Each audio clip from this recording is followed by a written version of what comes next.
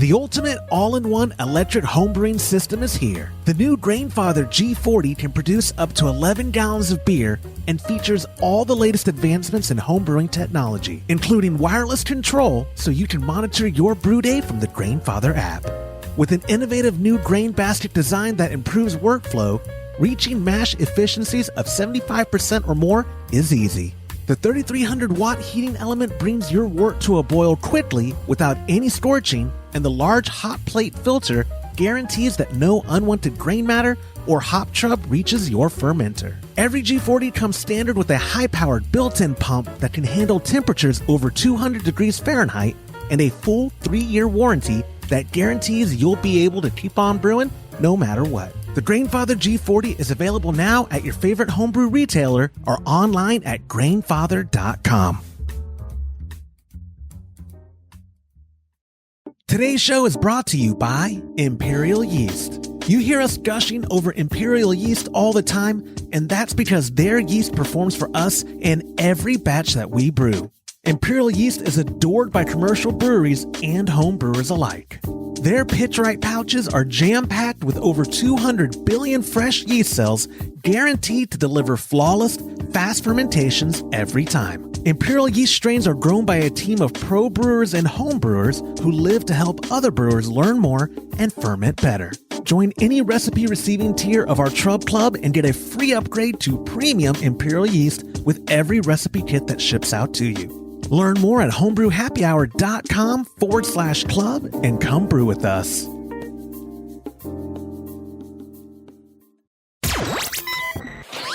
Entertaining shows with content that spreads information and sparks discourse throughout the community.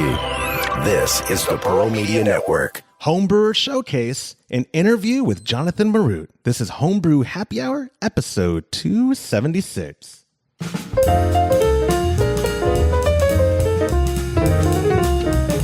Well, hello there, and welcome back to another episode of the Homebrew Happy Hour. This is the show where we supply the answers to your homebrewing questions and discuss all things related to craft beer. If you have a question you would like us to discuss on a future episode, go to homebrewhappyhour.com and click on that submit a question link at the top of the page. Or now you can call or text them in by using 325-305-6107. I'm your host, Joshua Stubing. Today's a special home brewer showcase episode that we like to do, especially when Todd and James abandon me on business trips. But this one's a good one. I like it. Friend of the show. He's an avid home brewer. He's got me into pressure fermenting, or at least this is the beginning of getting me into pressure fermentation and Kveik and all that good stuff. We're going to talk about pseudo large. We're talking about a lot of stuff. We got Jonathan Marut on the show. Jonathan, my friend, how are you today? Doing good, thanks. I really appreciate your time. First off, I love that setup. That behind Thanks. you. You look very. Do you have a YouTube channel? Because you should. No, Well, no, I do not. This is the first time I've done a podcast. So Is I've it been listening really? to so many podcasts over the years, but yeah, this is the first time that I'm on one. So No that's way. cool. Is it really? Yeah. Okay. Yeah. I just only because you've been a friend of the show for a while, and you always have good feedback. I just assumed other people asked you to be on their shows too. And like I said, and your lighting's nice. Are those Philips Hue? I like the. They're like LED panels. I usually use them for Christmas time to light up the front of the house and stuff. So No, I need better light. I hear when I'm so before we get into the actual show, let me tell listeners. Let me get to the small talk part first. First off, Todd and James are out, meaning I have taken over the show. I've taken over the office rather too. You could tell I'm in Todd's spot, and I was telling Jonathan before we started recording, I don't like being at his office. First off, the stand-up desk, I'm sure it's healthier for you. My legs are starting to hurt already. Secondly, Todd I feel like he's always looking at the screen, but he has to look up at that camera. If I'm looking down at you, now I look like a psychopath looking at I don't like it, man. But yeah, I'm in charge. And so with that being said, I'll get through the small talk real quick. At ketconnection.com this week, if you use promo code Joshua, Joshua, you'll get 10% off your order. I made an executive decision because Todd's not here. So you use promo code, just for now, through Sunday. He doesn't get back till Sunday. You could get 10% off your orders for Homebrew Happy Hour listeners only. I love how the promo codes always get leaked anyways. I don't really care, but promo code Joshua, it'll get you 10% off site-wide. So have at it, friends, and leave something in the comments about how I should be made the boss from now on or something like that. Also, if you're a member of our Trub Club and receiving a recipe this month, Jonathan, you won't see it on screen. I do this to Todd all the time. You're going to get, boom, there it is on screen. Todd's Barn Beer. Oh, I forgot to change it's not Independence. It's actually shipping out with House from our friends at Imperial. But the rest of the cover art is correct. Todd there with his refractometer looking like an explorer. It's a real good look for him. But yeah, recipe receiving members in our Trub Club at patreon.com/homebrew happy hour will get Todd's Barn Beer. It's a amber-ish beer. I don't even know how to describe it. I mean, he meant to brew an amber. The color's not quite there, but the taste is there. And if you have a system as efficient as Mr. Burns, it'll be as boozy as his too. But that's all available, again, if you go over to patreon.com/homebrew happy hour, or you can go to homebrewhappyhour.com/club to learn more. We appreciate everyone who's in the Trub Club. I've been calling it the Trub Club lately, however you want to pronounce it. And when we're going to be talking about Kveik and other stuff, I'm going to be butchering words. Email me. I don't care. But with all that formal small talk out of the way, let's talk about you, man. First off, I love the setup that you're showing in the screen. That's the Spite Solo, I believe, over your right shoulder. And counter flow chiller above you on the... Yeah, that's the grain. Yeah, Grandfather over here. Yeah. So let's start, before we get into the equipment talk, let's talk about your history as like a home brewer, your background, and what got you into, obviously you got bit by the bug. So how did it all start, and how did you get to where you're at today as a home brewer? Yeah, well, my wife, she always says that I don't do hobbies in a small way. So that's probably accurate. I started brewing, I guess, about 2015. My brother-in-law said, "Hey, somebody's selling their stuff at a garage sale." And I was like, "Yeah, that sounds fun." I had been working / volunteering at the local brewery down the road for several years at that point, just go out on Saturday, pour beers and that sort of thing. So I was very much into the craft beer side of things. And I was like, well, I should probably try to make some of my own. So got that set up. It was just, a typical stovetop setup with a copper thing to chill with and that sort of thing. And just started brewing.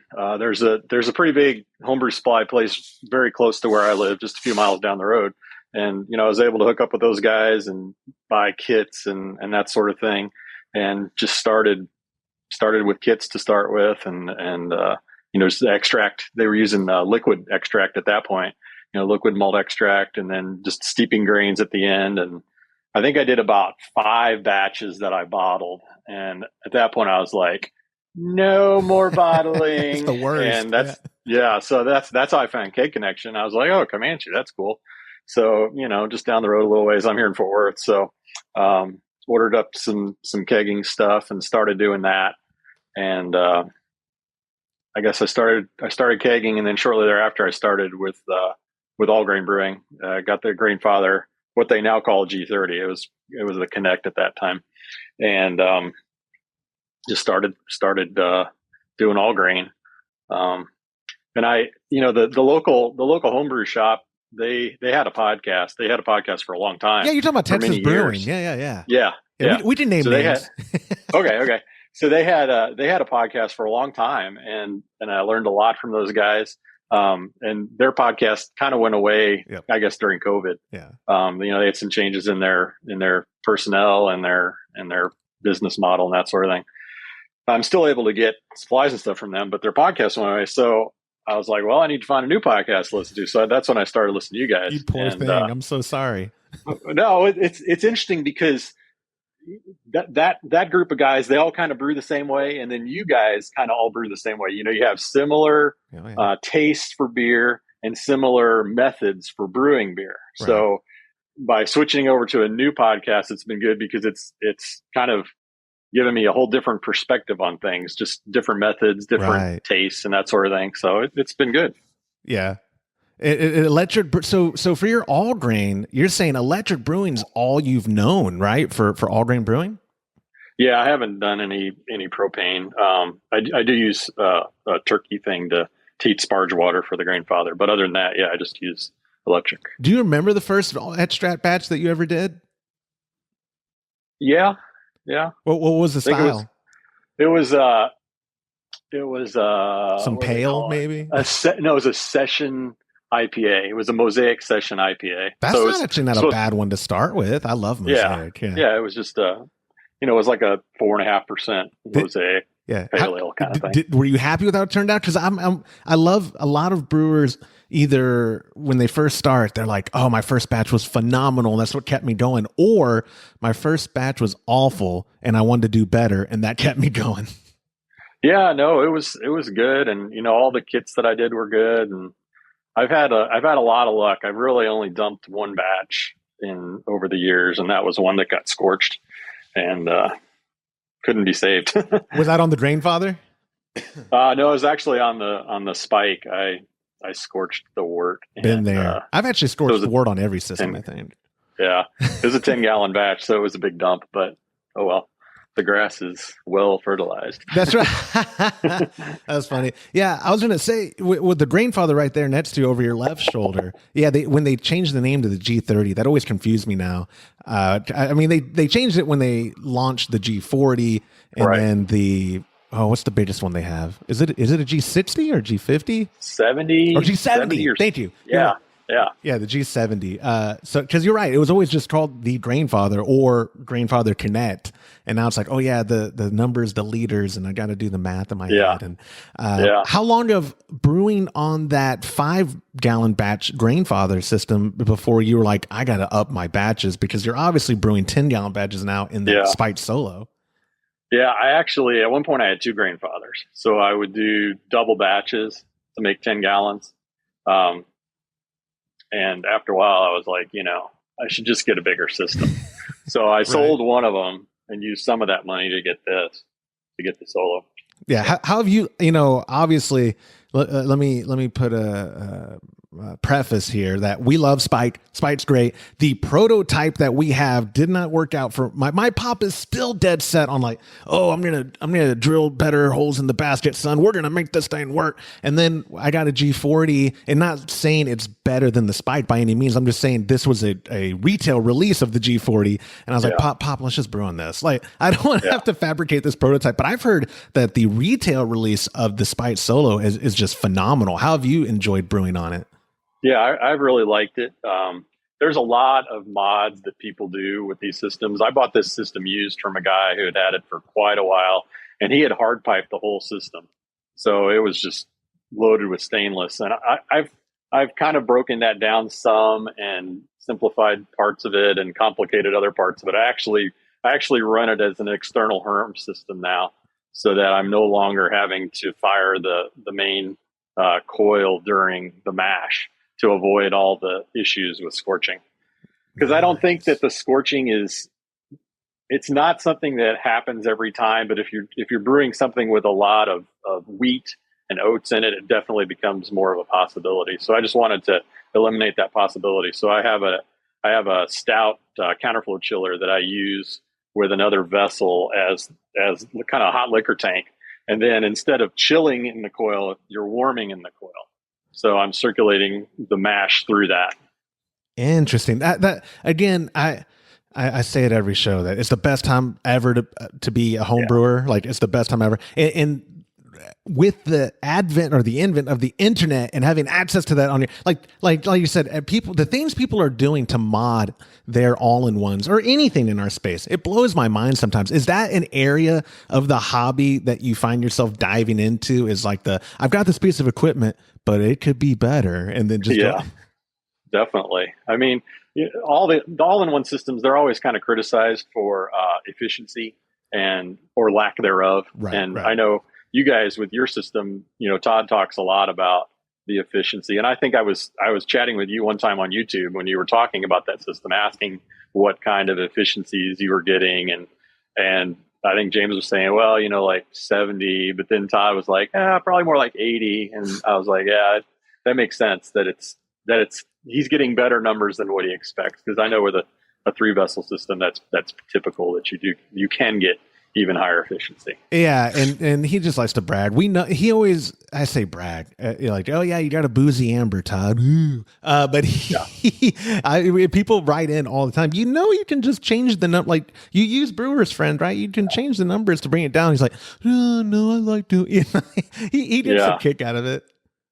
Yeah, I brew a lot of the same brews over and over again, and so switching from the grandfather to the spike, then so I had to scale it up, and then I kind of had to tweak the values for the mash efficiency. So it's always fun to try to see how close I can get on, the predicted mash efficiency versus the actual mash efficiency. Yeah, so. Absolutely. And I think that's what most home brewers are striving for, right? Is best efficiency and consistency.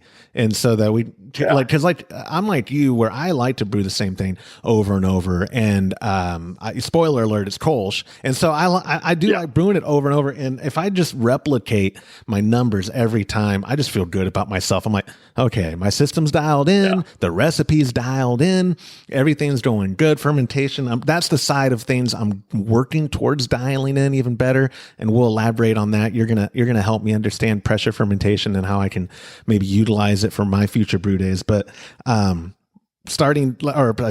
me go back a step. You're obviously been bit by the bug, like I said, because look at your setup. You went from edge strap brewing to now I see racks of tri-clamps and fittings and stuff on the wall. You've got a whole brew space now. It's not a stovetop operation anymore. Yeah. What is your cold? I see all your hot side of stuff. What does your cold side look like now that you're neck deep as a home brewer? Yeah, so I have a vertical freezer that's right next to us over here, and that's what I use for my fermentation chamber. And so I have a CF10 that's in there, and it's tall enough that I could probably put a CF20 in it. So it's a freezer, so it'll get as cold as I need it to. It's hooked up to an ink bird, and it's got the thermal well into the CF10, and just control it that way. So that's my primary fermenter. And then if I'm using the smaller system, if I'm just doing a 5-gallon batch, I've got a CF5 that I can use, but I've only got one tall freezer to put it in. So that's where using Kveik comes in. Because if it's summertime, I'll just leave the CF5 in the garage and throw some Lutra in there, and it'll run at 90 degrees or whatever. It doesn't care. That's so crazy to me. That's so crazy. Let's use that to segue. Okay. What, as a brewer, and since 2015, so you're 7 years, give or take, right?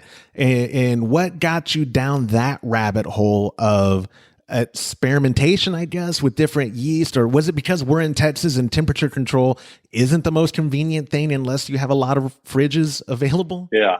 Well, you'd have to have a lot, and I do have a lot, but my wife does not want me to have any more.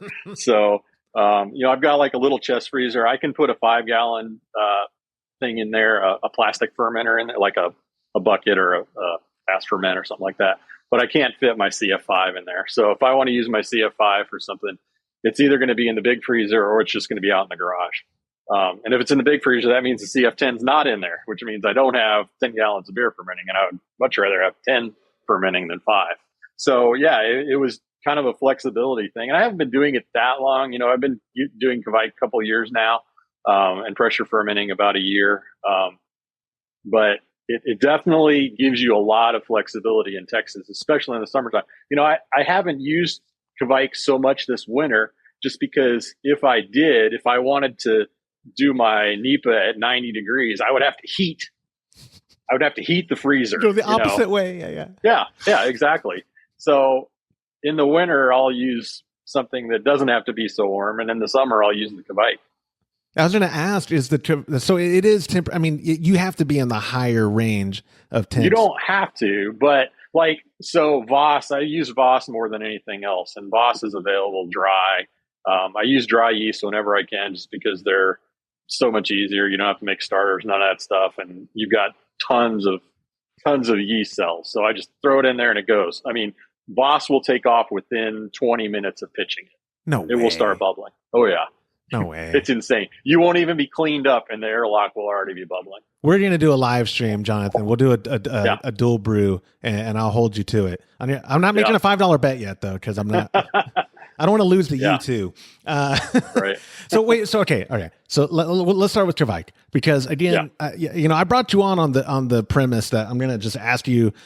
This is Teach Josh How to Brew episode, guys. Sorry if you're tuning in and you're bored now, but if you're like me and you're like, I've been brewing the same way for many years and never even thought, because I'm just a creature of habit. I've never thought, oh, well, I could be doing this, or oh, I could be doing that. But I'm actually getting a 15-gallon PET from Blickman. I ordered one. It's on the way. It's supposed to be here Monday, I believe. I say here. It's going to be at my house. I gave him my personal address, and because I am getting interested now in this whole concept. Because in Texas, like you said, it's I would have to have a lot more if I want to keep brewing and fermenting under control. I'd have to have a lot more fridges available, more temperature controls, whatever. But with Kveik, is the premise, like, can I brew a Kolsch with Kveik? Like, are there certain styles that Kveik is intended for, or is it an all-purpose yeast that you can use for higher temp fermentation? Like, just give me a rundown of Kveik. Yeah, I mean, there are so many different varieties that are available, and I brewed with Lutra, which is considered a very neutral Kveik. So I've done Czech pills and things like that with it. And then I've used Voss, which is also available dry.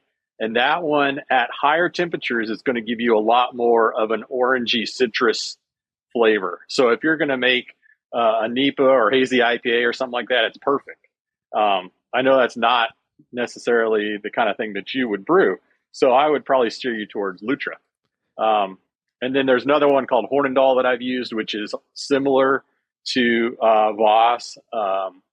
It is also kind of a citrusy sort of thing, but it tends to, for me, it has dropped more clear versus Voss stays more hazy when it's done. So let's say I buy into this and I'm like, okay, I'm going to get Lutra. You think I could do a Lutra Kolsch? It finishes, you said you do Czech pills with it. It finishes clean. And what temperature range are we talking that you're fermenting in? I mean, you can do Lutra at lower temperatures also. And if you do, it's going to act just like any other yeast. But it just has a wider range. But what's the high end? Like, is it like 100, 105? Stop. I mean, and it's going to finish clean. Oh, yeah. Okay. Yeah. What company made a pact with the devil that made this yeast? It's Nordic, well, it's right? Weird. Where is it's all it's all this Norwegian stuff, which is so weird because it's like, I mean, you can understand like German yeast. This was the temperature of their cellar, so this is why they like to be at 55 or 60 degrees.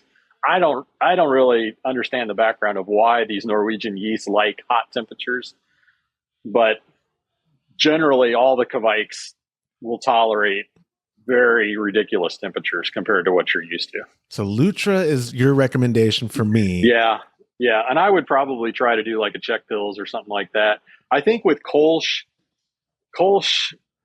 you need that specific yeast to get that flavor. And I don't know. I actually had a commercial Kolsch yesterday. I was at a barbecue place and I was like, this is not really a Kolsch. This is a Pils. Name names. I want to know who's where you drinking. I don't remember who it was. Okay. I'm throwing you under the bus. Yeah. It was something weird. We've had a conversation before. There's an award-winning brewery in Texas that I'm just not a huge fan of their Kolsch. And I told you name names, and now I'm going to chicken out. Just because I'm actually going to be in that town soon for a craft beer festival, working it, and I want to be on good terms. But but it's just the German styles for me. I've been hanging around James too much. If they're not on style, and Kolsch, to be fair, has a decent range. Like it can have some fruity notes, and it's still within style. And but the Kolsch that we're talking about out of a Texas brewery, a German Texas brewery, I'm just like, it's just not really a Kolsch. It doesn't really, and they've won awards, and I'm like, well, what do I know? At the end of the day, what do I know? Yeah, they won a lot of awards with their beers for sure. And a beautiful brewery. And we talked about your preference for Fru. And so I got some, and we went to the hunting. This was last fall. We went to the hunting ranch and we tried it. And I was like, yeah, it's good. I mean, I will tell you, I am not a super taster. So, for people who can taste all these different things, I mean, to me, it tasted great. But maybe if I had them side by side, I could say, oh yeah, this one is different than that. But right. to me, I was like, yeah, it's a good Kolsch. It's a Kolsch. Yeah. Yeah. You can't hurt my feelings, man. And talking about super taster, I've burned my taste buds off with cigars, I'm sure. Oh yeah. So I'm not either. It's one of those things where I'm not, everyone has a unique palate. And so I do stop giving people a hard time now. Like my pop still loves Lone Star. I mean, he drinks craft beer and he typically just drinks the beer we brew. But if he pops open a Lone Star, he's like, oh, don't judge me. I'm like, Pop, drink what you like. I don't like the taste of Lone Star, but that doesn't mean it's not good to you. And obviously millions of people or hundreds of thousands of people think it's good because look how much they do in volume. And same with Bud and all the macro breweries. As much as home brewers, we want to, sometimes I want to be snobby and like, Budweiser. They're doing something right.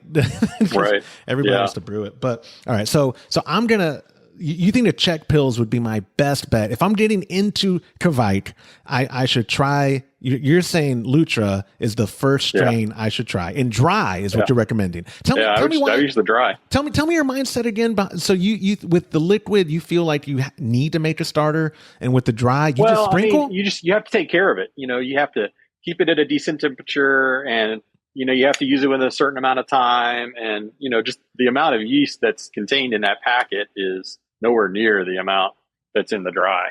There's some billions of cells and all this stuff.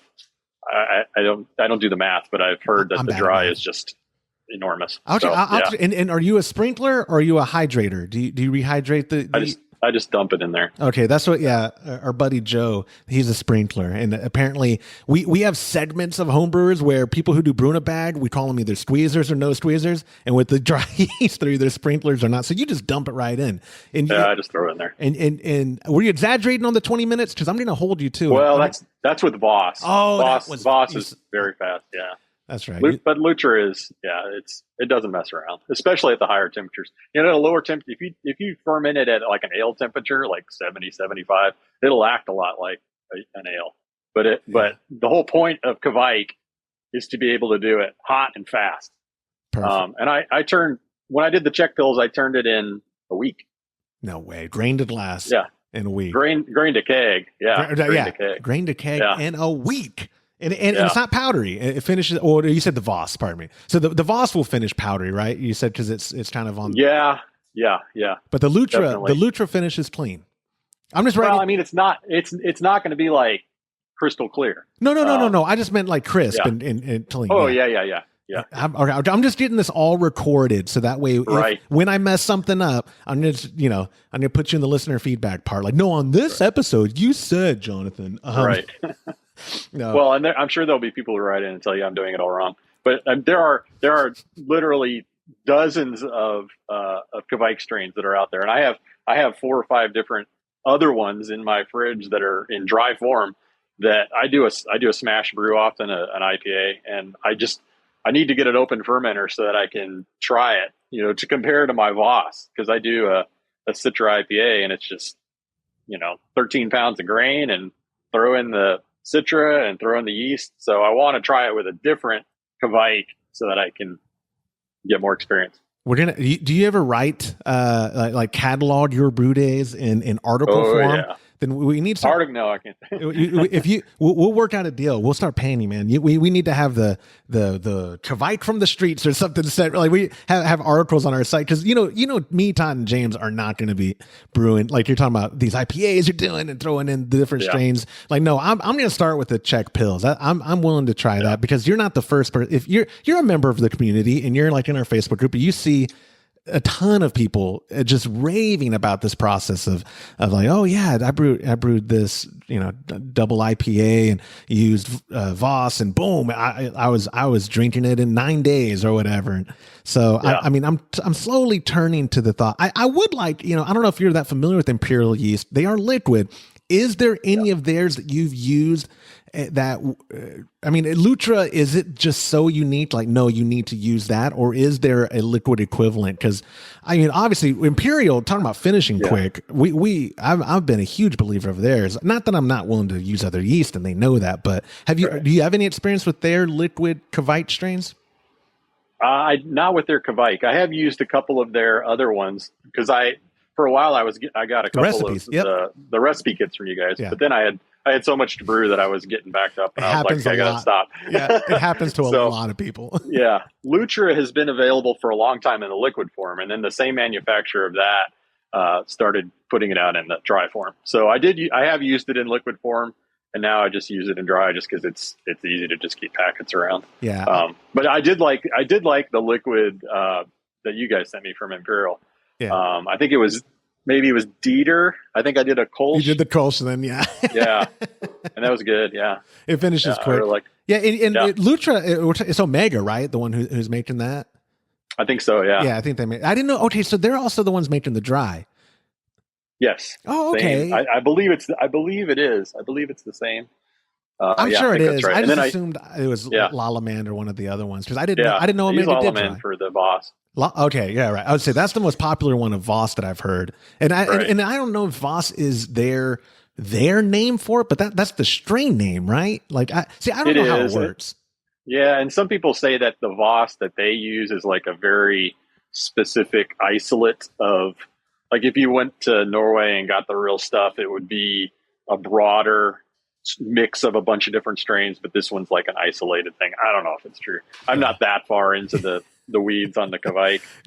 For me, it's like a summertime tool for sure. Right. And yeah, like right now, well, gosh, yesterday we actually had overcast, but it's been almost triple digit days this week to where it's getting to that point where we're having to think like, all right, we're going to be, what are we brewing and just turn on the glycol and get this stuff going. But you're saying, this time of the year with the Kveik, boom, just throw it in there. Throw it in there. All right, let's start segueing into pressure fermentation. And I'll start with, is there a tie-in? Is there a correlation? Is pressure fermentation and Kveik strains in the same breath, or is pressure fermentation not contingent on using a specific strain and it can be its whole separate thing and still be utilized to its full potential? Yeah, it's not necessary. It's not dependent on Kveik, and actually, it gives you some more flexibility using regular yeast. So, for instance, right now in my CF10, I'm doing a Helles lager, and I'm using 3470, and I fermented it at 78 or 80 degrees, something like that, under pressure, under 12 psi. Now, normally you couldn't do that because it would screw up the yeast. Right. It would taste terrible. But by doing the pressure, it suppresses all those esters and nasty things that would normally be formed. And I sent you the graph on that thing, and it was done in 3 days. Yeah, you had receipts because you're like, look, no, seriously, I'm not lying. Yeah. So the yeast is used to operating at a much lower temperature in a cellar somewhere. But if you make it warm, make it 80 degrees and put it under pressure to keep it from tasting nasty, then it's going to work a lot faster. So it works quick, and then you cold crash it like anything else and put it in a keg. Yeah, let's talk the process. What got you? Was it your infatuation with problem solving for brewing in the summer, so you started using Kveik, and then you're like I'm assuming, because here's how I find out about things nowadays. People message me and they go, you're doing it all wrong, man, here's how you got to do it, and then that plants a seed, and I'm like, okay, I'll look into it. 9 out of 10 times I'm set in my ways. I'm like, yeah, thanks for the information, blah blah blah. Like, was it an internet search? Because obviously pressure fermentation is not new per se, but it seems like the popularity of it is exploding, specifically in southern states where people are like, I'm finishing quick, I'm finishing clean, and especially with these PET fermenters, they're like the 15-gallon one, I think is $250. They're very affordable. So what got you into it? And then, like, how often do you utilize it? Only in the summer, or when are you utilizing pressure fermentation? Well, there's kind of two parts to it, right? There's the active fermentation using pressure, and then there's the pressure at the end to carb it up before you even throw it in a keg. So it's kind of two different things. But I first started with the latter part, so where I would let it do its normal fermentation, bubbling off and that sort of thing, and at the end close it up and let it pressurize a little bit on its own, and then cold crash it and let it carb up itself, which is cool because that saves you days right there, right? because I mean that's the thing. You know, I told you back at the beginning, bottling, what a drag. You know, so it takes you a couple hours to bottle everything, and then you got to let it sit there for a week or 2 or 3 to carb up. What a drag, right? So by kegging, you speed that all up, right? But you still got to stick it in the keg, and then you got to wait. You know, you can do the shaky thing like you guys talked about, but you know, maybe it works, maybe maybe you overcarb it. Or you can just let it sit. You can let it sit at serving pressure for 4 or 5 days, or maybe a week, and it'll get there eventually. But how about we just get it pressurized while it's in the fermenter? So in the fermenter, set it for 10 psi, straight into the keg under pressure, and it's done. You know, it's already cold because you cold crashed it. Now it's in the keg. Now you're drinking your beer. Done. So I just don't like waiting. Wait, you know. And I liked you're subliminally giving me the look like, Josh, I know this would fit you because I'm impatient. I mean, my wife says lazy. I'm just a man of efficiency. I want to get it done. Yeah. No, I'm with you. Like I said, I'm turning a new leaf in my life, and I say that very baby steps where I'm willing to try stuff. And I think I'm gonna start with the Lutra and do a check pills and start there. Right, that'll be the first thing. But and then when this PET, and I forget what Blickman calls their line of fermenters. Sorry, John, but not you, John Blickman, John. I forget what they call them, but I'm real interested to try. We have a real good relationship with Blickman. We love those guys, and they just started. I think they might actually be under the Anvil brand name, which no secret that they're all under the same roof.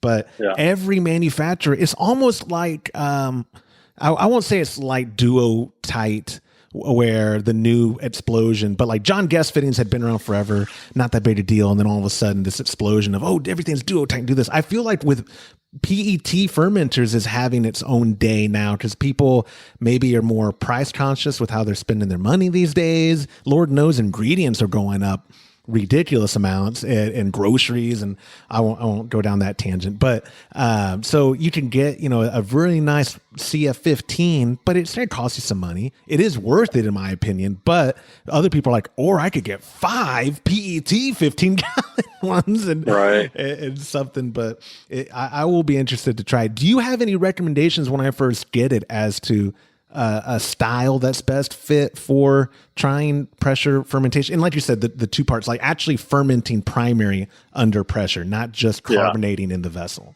Right. Yeah. I mean, so the idea is this whole suppression of esters, right, at high temperatures. So Kveik is not really what you need to do because I mean, if you're using Voss, it's probably because you want that orangey. Exactly. Yeah. You're doing an IPA, you want that citrusy kind of thing. If you put it under pressure, it'll stop that from happening. So try it. Yeah. Lutra is already neutral, so you can put it under pressure if you want. It's not really going to change a lot. But the big deal is do a US-05 or a 3470 under high temperature and pressure and see how it turns out, because it's not going to be nasty like it would be otherwise. Okay, that's so maybe just a very neutral like pale ale with some 05 and just leave it in the garage. Yeah, if it's hot. Yeah, it's supposed to be next week. It's supposed to. By the time this thing comes in, we'll probably still be the 95-degree days. I mean, I'm in San Marcos. We're not that far from each other. Y'all typically are maybe a degree or two cooler than us, right? But not that. Like last week, it was 97 on Wednesday or Thursday. Yeah. It's been getting hot. Thankfully, the San Marcos River's a mile from my house. Never on the clock though, Todd. I know he watches these. Never on the clock do I go swim with the college kids. But okay, so that's my plan now. Two separate things. Yeah. To try Kveik, I'm going to do Lutra, and I'm going to do a Czech pills.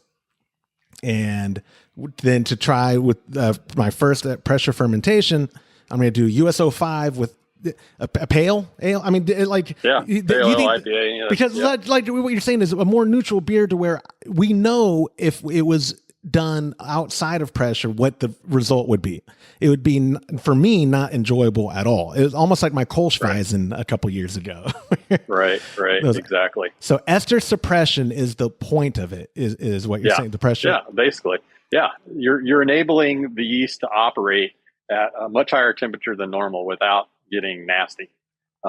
But you have to think about the yeast. Are you using a yeast because you want that flavor? Like if you're doing a Hefeweizen, right? You want that banana clovey sort of thing going on. And if you do it under pressure, it's probably going to kill that. So maybe you don't want to do that. You know what I'm saying? Yeah, absolutely. Let's talk about on pressure fermentation, because you called us out. I think you called out James specifically, which he needs it every now and then.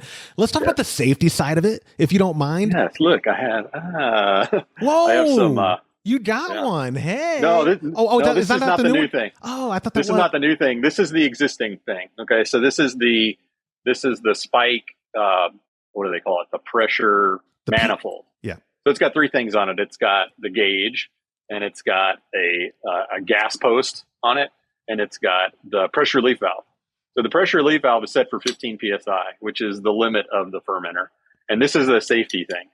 So if this thing is going off, it's because you're doing something wrong. You have to have some other way of regulating the pressure, and so this is a spunding valve. This is the kegland blow tie valve. So you hook this up to the gas post, right? So that's how that hooks up. So now you control this orifice, and you set it for whatever you want. And you can read it on this tiny gauge, or you should also be able to read it on this gauge, the big gauge. And it will let you dial in whatever temp or whatever pressure you want. And if this were to clog, then this will go off at 15 psi. Right. And that's the one you're specifically using on your stainless. Yeah. But the spunding valve setup itself, like when I get the PET and it has that gas post, same concept, right? Connecting it straight to. You will just hook this. You will hook some kind of spunding valve to the gas post. You have to, otherwise you've made a bomb. Yeah. Literally. Oh, I know. Yeah. I mean, yeah. I don't know. They must have some kind of PRV on that. There is. Yeah. Okay. There is. Absolutely. Is it built into the cap? It is. Correct. Yeah. Okay. Yeah. Both of their CF15s have built in the cap PRV, the pressure relief valves on them. Yeah. Yeah. Yeah.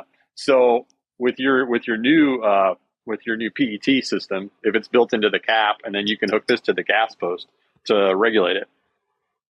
Should be good to go, right?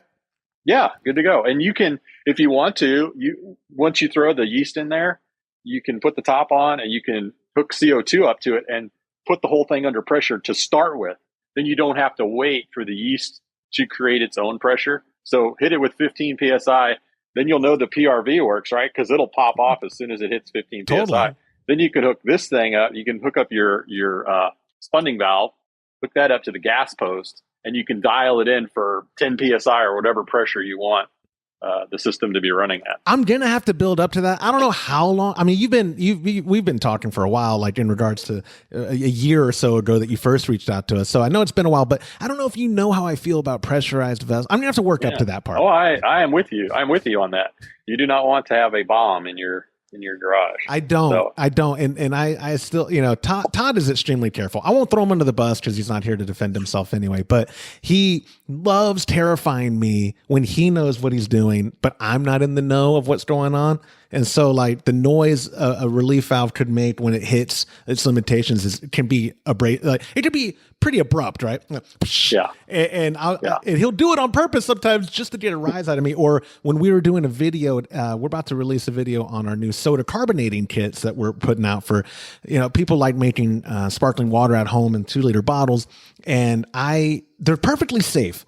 I just hate the process of hooking this up, turning up the gas, and shaking this plastic bottle. And Todd's like getting in my face, like, "Do you hear it working?" And I'm like, "Oh God," because everything's good till it's not with pressure. Right. Everything's good till it's not. We had an issue with kegs 10, 12 years ago before, China, the manufacturers out of China historically take apart, like they'll take one of our disconnects from CMB and just mimic it and then mass produce it and sell it for a lot cheaper. That's always been their MO.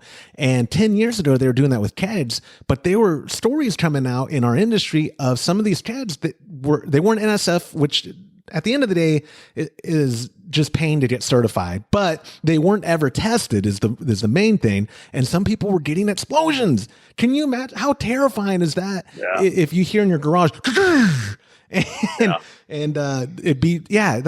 pressure terrifies me. Yeah. Definitely. You don't want You don't want to be making a bomb in your garage. And the other thing you have to be careful of is on the cold crashing side, right? You don't want to collapse your fermenter. Let's talk about that. Let's talk about that. Yeah. This can happen with the plastic, with the PET, or with the stainless, because you've got some headspace in there that's at a certain temperature, say 70 degrees, maybe 90 degrees, right? And you're going to cold crash it down to 40 degrees. If you don't have some kind of positive pressure in there, when you do that, the air's going to shrink, right? Because it's getting cold. And when it does that, it's going to go negative pressure. And if you get enough negative pressure in there, you can collapse your fermenter. I mean, you've probably seen this before. If you have a plastic fermenter and when you're cleaning it, you fill it up with your cleaner and it's hot and you shake it around. And then as it gets cold, as it cools off, it goes boom, boom, boom. Yep. Oh yeah. You've probably seen that, right? Yeah. Oh yeah. Yeah. So that's just a perfect example of it happening. So you don't want to do it's probably not as big a deal with the plastic fermenter, but you don't want to collapse your stainless fermenter with negative pressure. So no, that's a nightmare. Yeah. So all that being said, you just got to make sure that you have, say, 5 psi on the system. Let's say it's at 90 degrees. Have 5 or 10 psi in the system. You don't have to have it hooked up to gas, just trapped in the system, and let it crash down to 40. Now you'll see the pressure go down, and then once it gets down to 40, it's going to keep going down because now that CO2 is being absorbed. It's carbonating your beer at that point. And then you can hook it up to the gas and turn it on PSI, and that 10 PSI, and now you're carbonating it while it's in the fermenter. Yeah, and then when you keg, you're good to go. Yeah. And so let's talk about, to go from the fermenter to the keg now. So let's say you've got 40 degree beer at 10 PSI and you're ready to put it into your keg. All right. So your keg is clean and it's ready to go. Put 10 PSI into the keg too. All right. Then you move your spunning valve off of your fermenter, and it didn't even have to be on the fermenter at this point.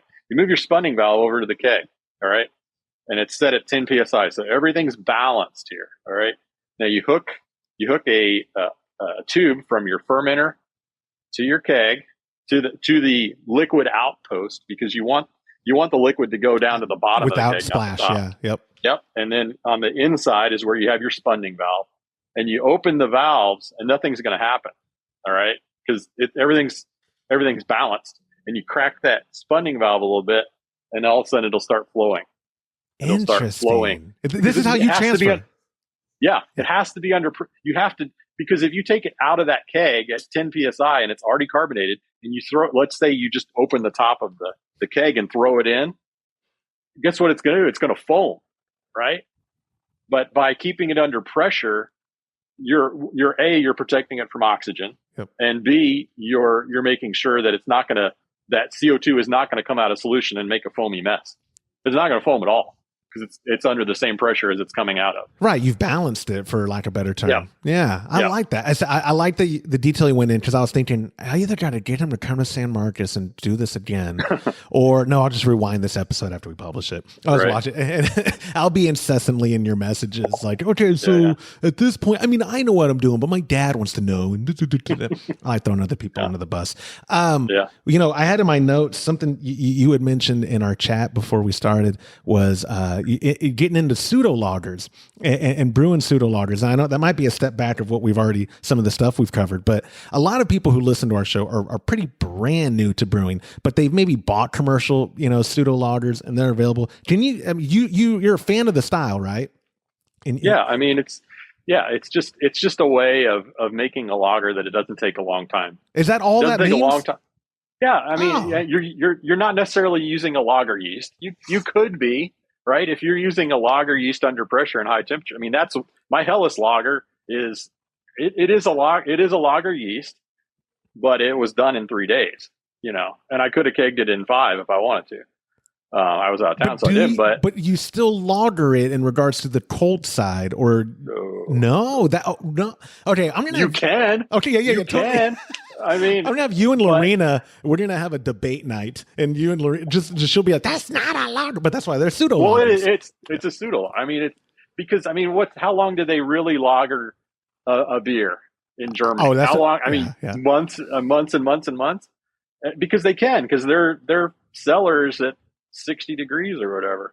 Now I don't know that the commercial breweries do that anymore, but that's the way it was done for 500 years. Yeah. So it makes sense, right? But that's because they could do it. Their cellar was 60 degrees. So ta-da, there we go. What's your cellar at in Fort Worth? My cellar in San Marcos doesn't exist. Well, I mean, my garage varies wildly. It might be 60 at night and 100 during the day, or it might be 100 during the day and 90 at night. It's all over the place. So I can stick it into my freezer and leave it for 2 months, but guess what? Then I can't brew anything else.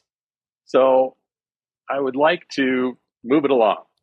So in your opinion, because I think obviously, my inbox first off is going to be lit after this episode. Yes. I love it. He doesn't know what he's talking about. I love it. And then I get to have another episode of Homebrewer Showcase where they just, it's going to be the perpetual. Someone will say why they were wrong, and then someone will go, no, here's why. I love it. It's content for years. Yeah. But so pseudo lager, in your opinion, not even using a lager, like it would be a true pseudo lager if you're using like a, I don't know, Lutra. There you go. Do it Lutra. Do it Lutra at a high temperature. Don't have to mess with pressure.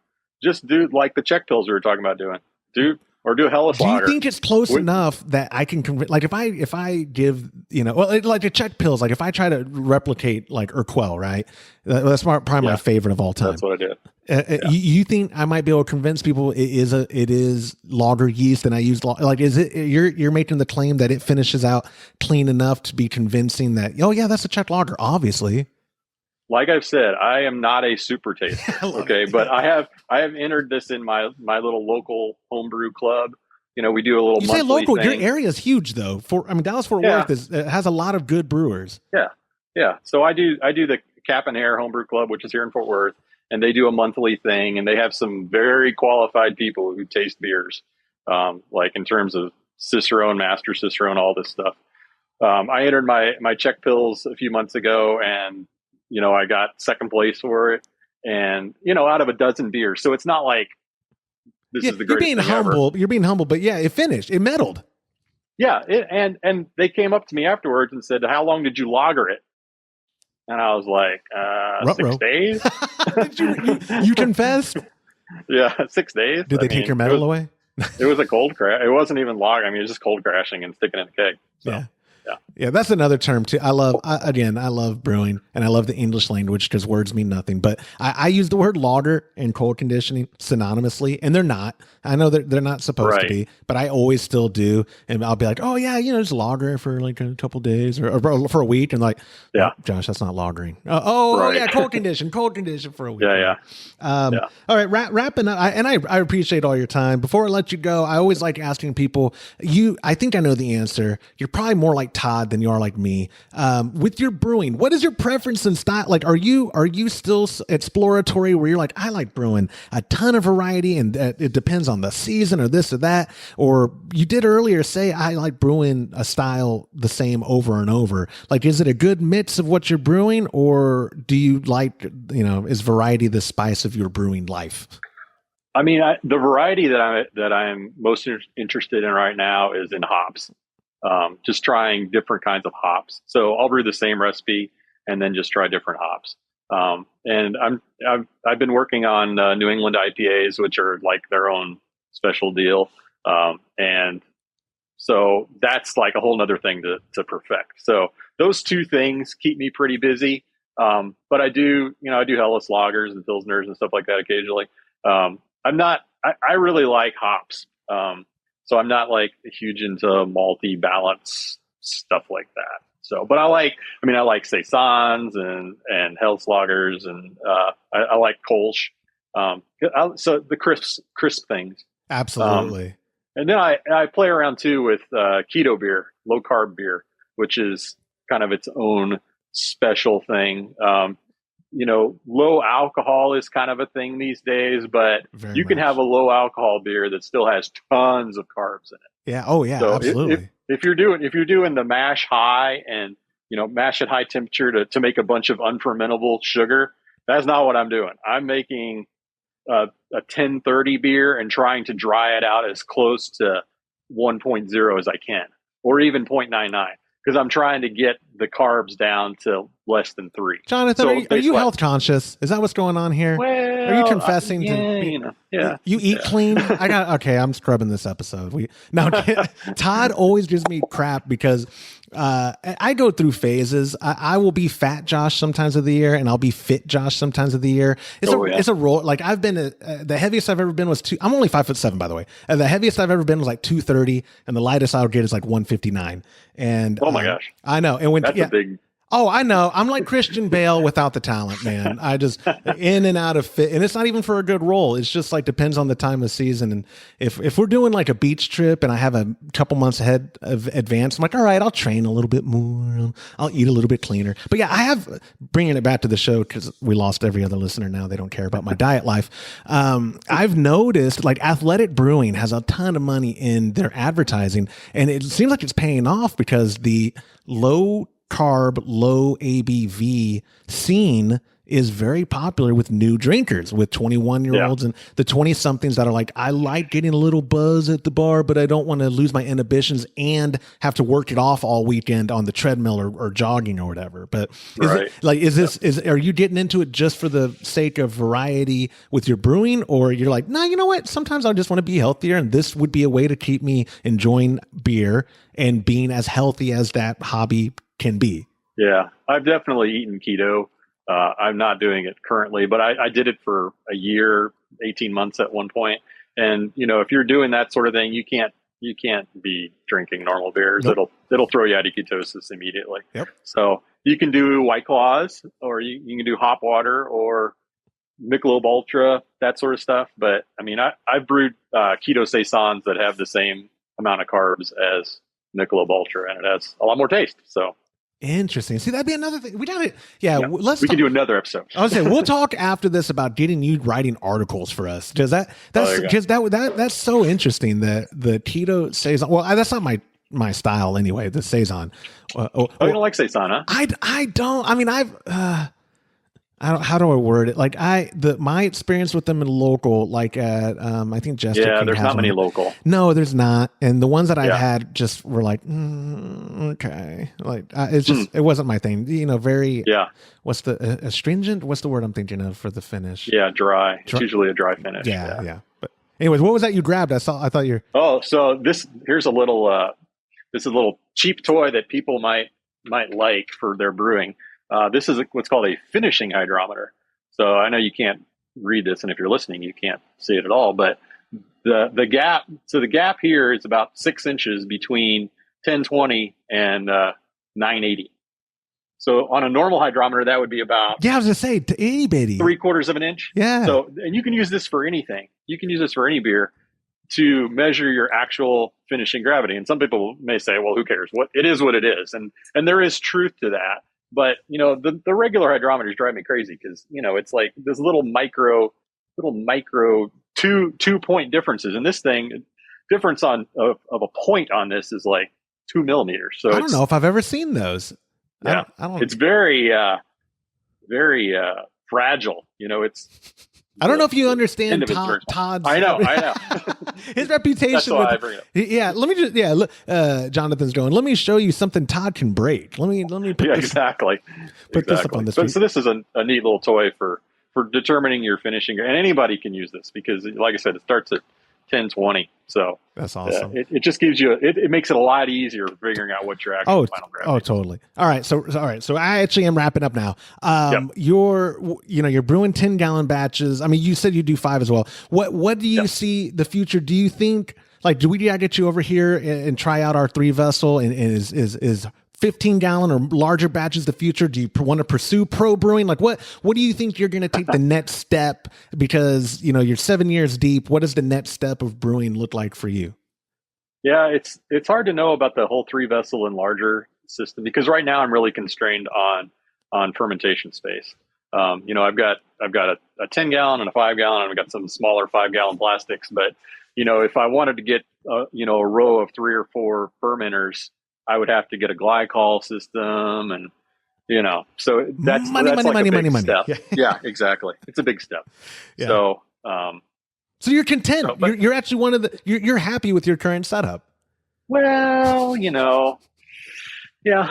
I mean, like I said, I have heavily modified this system to where I'm basically running as a two vessel system with an external Herms coil. So it's kind of which ups the efficiency a decent amount. I'm up, 75%. So it's kind of cool. That is cool. Yeah, we'll have to do it. Like I said, we'll have to do a whole episode on a lot of the stuff we talked about. And I am going to forward you all of the feedback I get on this. Oh, great. He doesn't know what he's talking about. No, I'm kidding. I won't do that to you.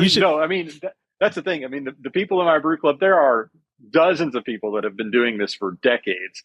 And they probably think I'm an idiot. So, I feel that way every day about myself in this industry. I'll comment in the group or a private chat. I'm not afraid to tell people when I don't know something. I think sometimes though, people are astonished at what I say I don't know. Like, wait, do you don't know that? How long have you been brewing? It's like, yeah, but I've been brewing like the same 4 beers for 9 years or whatever. Like, yeah. Like, I don't know. Yeah. Like when people ask me, one of the reasons I wanted to get you on is people ask us a lot lately about pressure fermentation and a ton of questions. And, like on that episode, I think James was the first one to admit, I don't know. We don't do it. And then Todd was like, I don't know. We don't do it. And then I drugged that question out like 10 minutes because that's what I do. But the short answer to that question should have just been, we don't know.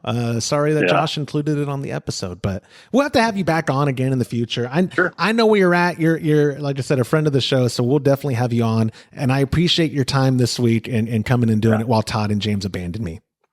Yeah, absolutely. Thanks. It was great. Thanks, Jonathan. We'll talk to you later, man. All right. Sounds good. And that will do it for this episode of the Homebrew Happy Hour. If you have a question you would like us to discuss on a future episode, go to homebrewhappyhour.com and click on that submit a question link at the top of the page. Or now you can call or text them in by using 325-305-6107. Brew better beer with the new Grainfather G40 all-in-one electric system available now at grainfather.com. Also get a free pack of Imperial Yeast along with premium recipes from us when you join our Trub Club. Go to patreon.com/homebrew happy hour and come brew with us. On behalf of the absent Todd Burns, the handsome James Carlson, and the Pearl Media Network, I'm Joshua Stubing. Thank you for listening.